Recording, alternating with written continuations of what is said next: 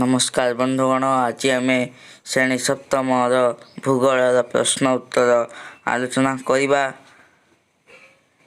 यह सबु श्रेणी पिला सहयोग होता है। नंबर प्रश्न, भौतिक परिवेश काहाकू नहीं गठित? उत्तर, पृथ्वीर जल स्थल वायु को नहीं भौतिक परिवेश गठित। 2 नंबर प्रश्न, जीवाश्म काहाकू कहा जाए? उत्तर, प्राणी बा उद्भिदक मृतदेह अवशिष्टांश को जीवाश्म कहा जाए। 3 नंबर प्रश्न, आंचलिक परिवेश सह केउमानकर संपर्क रही? आंचलिक परिवेश सह वृक्षलता, प्राणी और मनुष्यर चालीचलन यथेष्ट संपर्क रही। द्रव्य विनिमय व्यवस्था कहले कौन बुझ? उत्तर, टंकार व्यवहार बिना होता व्यापार को द्रव्य विनिमय व्यवस्था कहा जाए। 5 नंबर प्रश्न, भूत्वक काहाकू कहा जाए?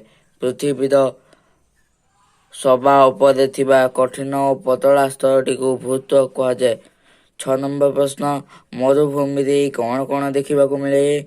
मरुभूमि रे साप, विभिन्न सरीसृप और अन्य कीट पतंग देखा मिले। 7 नंबर प्रश्न, तरंग काहाकू कहा जाए? पृथ्वी पृष्ठ रे प्रवाहित वायुर घर्षण फल सागर पृष्ठर जल भांगी पड़ी जाए ताहाकू तरंग कहा जाए। 8 नंबर प्रश्न, परिवेश जीवन धारण निमंते कौन जोगाई थाए? उत्तर, परिवेश जीवन धारण निमंते मौलिक आधार जोगाई थाए। 9 नंबर प्रश्न, महासागर तल कौन? सागर और महासागर जलराशि निम्न थिबा भूभाग को सागर और महासागर तल कहा जाए। 10 नंबर प्रश्न, जून 5 तारिखर विशेषत्व कौन? जून 5 तारिख को विश्व परिवेश दिवस रूपे पालन करा जाए। 11 नंबर प्रश्न, समग्र पृथ्वीर जोगाजोग व्यवस्था सहज और सरल है कहीं? सूचना विप्लव जो समग्र पृथ्वी जोगाजोग व्यवस्था सहज और सरल है। 12 नंबर प्रश्न, प्रकृति द्वारा सृष्टि दुईटीर उदाहरण दियो। पर्वत और वृक्षलता प्रकृति द्वारा सृष्टि होइछि। 13 नंबर प्रश्न, उपसागर काहाकू कहा जाए? उत्तर, जो जल भागर 3 पार्श्वरी विस्तीर्ण स्थल भाग द्वारा बेष्टित ताहाकू उपसागर कहा जाए। 14 नंबर प्रश्न, पृथ्वीर मधुर जलर मुख्य उत्स गुड़िक कौन? पृथ्वीर मधुर जलर मुख्य उत्स गुड़िक पर्वत शिखर थिबा तुषार राशि, नदी, कूଅ और पोखरी। 15 नंबर प्रश्न, सिन्धुमल काहाकू कहा जाए? विभिन्न सामुद्रिक उद्भिद और जीवजंतुक ध्वंसावशेष महासागर तल अंशरे जमा होता एक प्रकार कमल पंख सृष्टि हुए ताहाको सिन्धुमल कहा जाए। 16 नंबर प्रश्न, वायुमंडल काहाकू कहा जाए? पृथ्वी पृष्ठ रे थिबा महासागर, हृद, नदी, हिमबाह, भूतल जल एवं वायुमंडल जलीय बाष्प को नहीं वायुमंडल गठित। 17 नंबर प्रश्न, क्यों तिथि रे प्रबल जुआर होता है? पूर्णिमा और अमावास्या तिथि रे प्रबल जुआर होता है। जुआर। 18 नंबर प्रश्न, सर्वबृहत और गभीरतम महासागर नाम कौन? प्रशांत महासागर। 19 नंबर प्रश्न, पृथ्वीर जल भाग और स्थल भाग क्षेत्रफल शतकड़ा रे प्रकाश कले केते हबो? समग्र पृथ्वीर क्षेत्रफल प्राय 71 भाग, जल भाग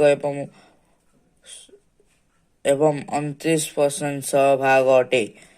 20 नंबर प्रश्न, रूपांतरित शिला काहाकू कहा जाए?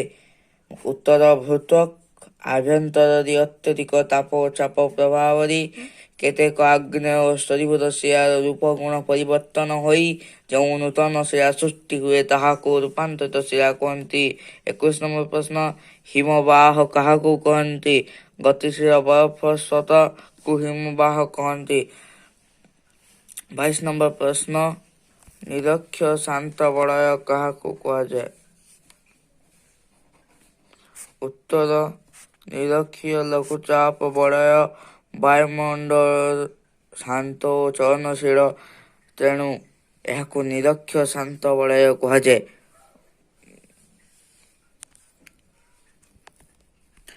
23 নম্বର ପ୍ରଶ୍ନ, ଭୂକମ୍ପ କେନ୍ଦ୍ର କାହାକୁ କୁହାଯାଏ? ଭୂତ୍ୱକର ଯେଉଁ ସ୍ଥାନରେ ଭୂମିକମ୍ପ ଉତ୍ପତ୍ତି ଲାଭ କରି ତାହାକୁ ଭୂକମ୍ପ କେନ୍ଦ୍ର କୁହାଯାଏ। 24 নম্বର ପ୍ରଶ୍ନ, ବାୟୁରେ ଥିବା ପ୍ରଧାନ ଗ୍ୟାସ୍ ଦୁଇଟିର ନାମ ଲେଖ। ଯବକ୍ଷାରଜାନ ଓ ଅମ୍ଳଜାନ।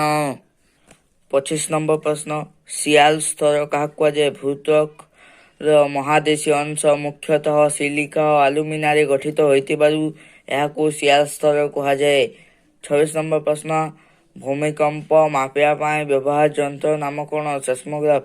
27 নম্বର ପ୍ରଶ୍ନ, ଅର୍ଦ୍ଧଚନ୍ଦ୍ର ଆକୃତି ବିଶିଷ୍ଟ ବାଲି ପାହାଡ଼ ଗୁଡ଼ିକ କ'ଣ କୁହାଯାଏ? ବାଲଖାନ। 28 নম্বର ପ୍ରଶ୍ନ, ରୁଷୀୟ ଭାଷାରେ ଟାଇଗାର ଅର୍ଥ କ'ଣ? ରୁଷିଆ ଭାଷାରେ ଟାଇଗାର ଅର୍ଥ ବିଶୁଦ୍ଧ ଓ ଅବ୍ୟବହୃତ। 29 নম্বର ପ୍ରଶ୍ନ, ଲୋଏସ୍ କାହାକୁ କୁହାଯାଏ? ପବନ କ୍ଷୟକାରୀ ଶକ୍ତି ଯୋଗୁଁ ଅପେକ୍ଷାକୃତ ବିସ୍ତୀର୍ଣ୍ଣ ଅଞ୍ଚଳରେ ଜମା ହୋଇଥିବା ଧୂଳି କଣାକୁ ଲୋଏସ୍ କୁହାଯାଏ। 30 নম্বର ପ୍ରଶ୍ନ, ଜନସଂଖ୍ୟା କହିଲେ କ'ଣ ବୁଝ? କୌଣସି ଦେଶରେ ଏକ ନିର୍ଦ୍ଦିଷ୍ଟ ସମୟ ମଧ୍ୟରେ ବାସ କରୁଥିବା ଲୋକମାନଙ୍କ ସଂଖ୍ୟାକୁ ଜନସଂଖ୍ୟା କୁହାଯାଏ। 31 নম্বର ପ୍ରଶ୍ନ, 1957 ମସିହାଟି କାହିଁକି ପ୍ରସିଦ୍ଧ? 1957 ମସିହା ଭାରତର ବେତାର ଆକାଶବାଣୀ ନାମରେ ନାମିତ ହୋଇଥିଲା। 32 নম্বର ପ୍ରଶ୍ନ, ପୃଥିବୀର ଦୀର୍ଘତମ ରେଳପଥର ନାମ କ'ଣ? ଉତ୍ତର ଟ୍ରାନ୍ସ ସାଇବେରିଆନ ରେଳପଥ ପୃଥିବୀର ଦୀର୍ଘତମ ରେଳପଥ। 33 নম্বର ପ୍ରଶ୍ନ, ରାଜଧାନୀ ଏକ୍ସପ୍ରେସ୍ କ'ଣ? ଏହା ଏକ ଦ୍ରୁତଗାମୀ ରେଳ ପରିବହନକୁ କ୍ଷେତ୍ରତର କରିବା ପାଇଁ ଚଳାଚଳ କରୁଥିବା ମହାଦ୍ରୁତଗାମୀ ରେଳ ନାମ ରାଜଧାନୀ ଏକ୍ସପ୍ରେସ୍। 34 নম্বର ପ୍ରଶ୍ନ, ପ୍ରଥମ ଟେଲିଗ୍ରାଫ ସେବା କେବେ ପ୍ରଚଳିତ ହୋଇଥିଲା? ପ୍ରଥମ ଟେଲିଗ୍ରାଫ ସେବା 1851 ମସିହାରେ କୋଲକାତା ଓ ଡାୟମଣ୍ଡ ହାର୍ବର ମଧ୍ୟରେ ପ୍ରଚଳିତ ହୋଇଥିଲା।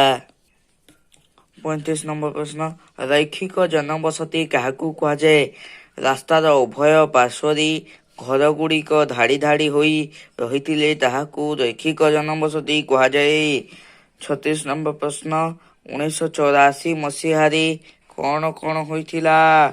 1984 ମସିହାରେ ଡାକ ଓ ତାର ବିଭାଗ, ଡାକ ବିଭାଗ ଓ ଦୂରସଞ୍ଚାର ଏପରି ଦୁଇ ଭାଗରେ ବିଭାଜିତ ହୋଇଥିଲା। ଧନ୍ୟବାଦ। ଆହୁରି କେତୋଟି ପ୍ରଶ୍ନ ଆମେ ଆଗାମୀ ଅଧ୍ୟାୟରେ ପଢ଼ିବା। ଥ୍ୟାଙ୍କ୍ସ ଫର ୱାଚିଂ। ଆମେ ଆଶା କରୁ ଆପଣଙ୍କୁ ଭିଡ଼ିଓଟି ଭଲ ଲାଗିଥିବ। ଆଗାମୀ ଅଧ୍ୟାୟରେ ଆମେ ଆହୁରି ପ୍ରଶ୍ନ ପଢ଼ିବା। ଆପଣମାନଙ୍କୁ ଯଦି ଭିଡ଼ିଓଟି ଭଲ ଲାଗିଛି ଲାଇକ୍ କରନ୍ତୁ, ସେୟାର କରନ୍ତୁ, ସବସ୍କ୍ରାଇବ୍ କରନ୍ତୁ ଓ ବେଲ୍ ଆଇକନ୍ଟିକୁ ଦବାଇ ଦିଅନ୍ତୁ। ଧନ୍ୟବାଦ।